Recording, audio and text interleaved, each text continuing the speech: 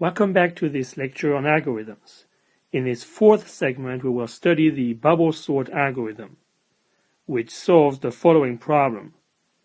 Given a finite sequence of objects, sort them in ascending order. Notice this problem is completely different from the search problems we have been discussing so far. It only takes one input, a finite sequence, and it asks you to sort them in ascending order. So here is a description of the bubble sort algorithm in pseudocode. And let's not forget to start with a comment that clearly defines the input to the algorithm. Notice in this case there is no output to the algorithm. It does not return anything. It just modifies the input sequence. In other words, this algorithm is useful for its side effects. It will reorder the elements inside of the sequence. Therefore, this algorithm is not a function since it does not return a value, and it must be defined using the keyword procedure. Then, as usual, comes the name of the algorithm, and then the list of arguments in parentheses. In this case, it's a sequence of objects, A0 through A sub n. Notice there are no constraints on the objects other than they must be comparable. It must be possible to sort them in ascending order. Now, since this algorithm is a procedure, not a function, there are no specifications for the return type of the algorithm, since it does not return anything. So this is the complete first line of the algorithm. Now we are ready to start the specification of the algorithm. The first line is a for loop. So this is the notation you must use for for loops in our pseudocode. Notice it gives the name of the loop variable, in this case p, then an assignment statement to specify the initial value of the loop variable, then the keyword to, and then an integer value which is supposed to mean the last value of the loop variable p. The assumption here is that the increment by default is by 1. So p is going to go from 1 up to 2, up to 3, etc., up to n minus 1, where n, by the way, is the length of the sequence that is given as input.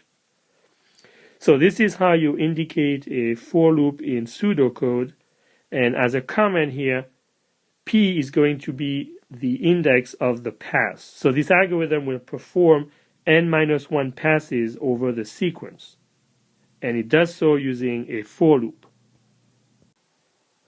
So the first statement in the body of the for loop is another for loop.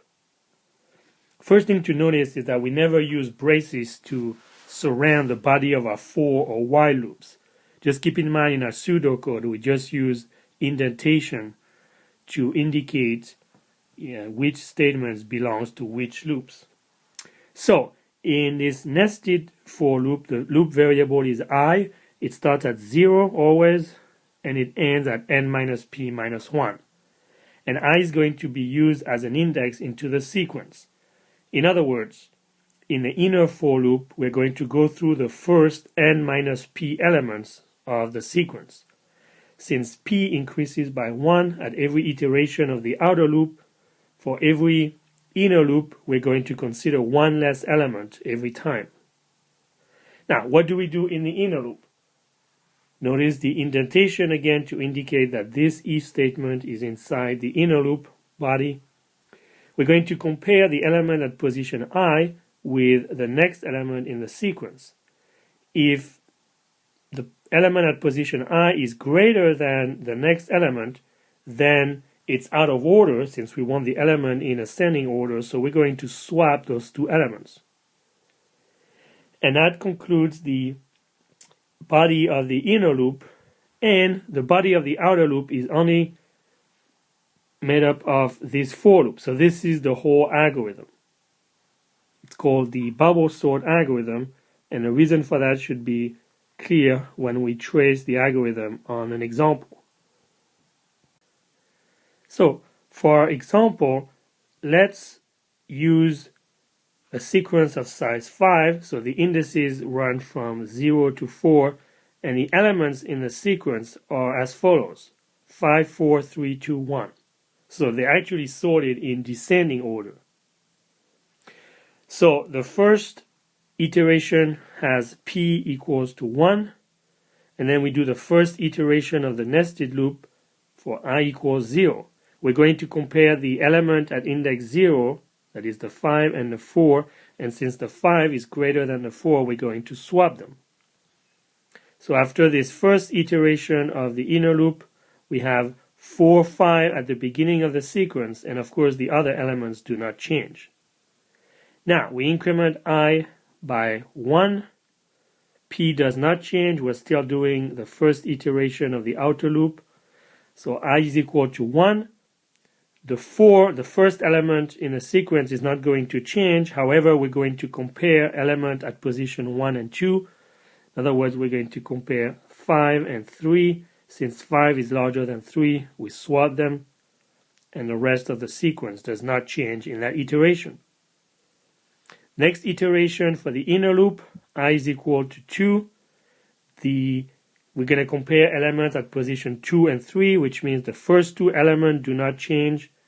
And since 5 is larger than 2, we're going to swap 5 and 2. 1 doesn't change. Now, when do we stop the inner loop? Well, we stop when I is equal to n minus p minus 1. That is n minus 2. N is 5, so we stop when I is equal to 3. We got to do it one more time. We're going to compare the elements at position 3 and 4. Then the first three elements do not change, and the elements 5 and 1 get swapped since 5 is greater than 1. And that is the end of the first iteration, or the first pass for p equals 1. Now we're ready to start the second pass for p equals 2. Initially, I equals 0 again. The first two elements are compared and swapped. The last three elements do not change. Then I is incremented to 1. And the second and third elements are compared and then swapped. The other elements do not change. We do one more iteration for I equals 2. The first two elements do not change. The next two are compared and swapped. The last one does not get changed. And that's the end of the second pass. Notice for every pass there's one less iteration of the inner loop. That's because p is incremented by 1, and therefore n minus p goes down by 1. So we have 4 iterations in the first pass, 3 iterations in the next pass, and the reason for that is because at the end of each pass, one more number gets put into its correct position at the end of the sequence. So at the end of the first pass, the 5 gets put in its correct position. So we do not need to consider it again in the second pass, which is why the last comparison happens here. And at the end of the second pass, the last two elements are in their correct position, so we don't need to consider them for the next pass. Let's do the next one for p is equal to 3. I starts at 0. The first two elements here get compared and swapped. The other elements do not change. Then I is incremented to 1. The first element doesn't move. The next two get compared and swapped again. And the rest of the sequence is unchanged.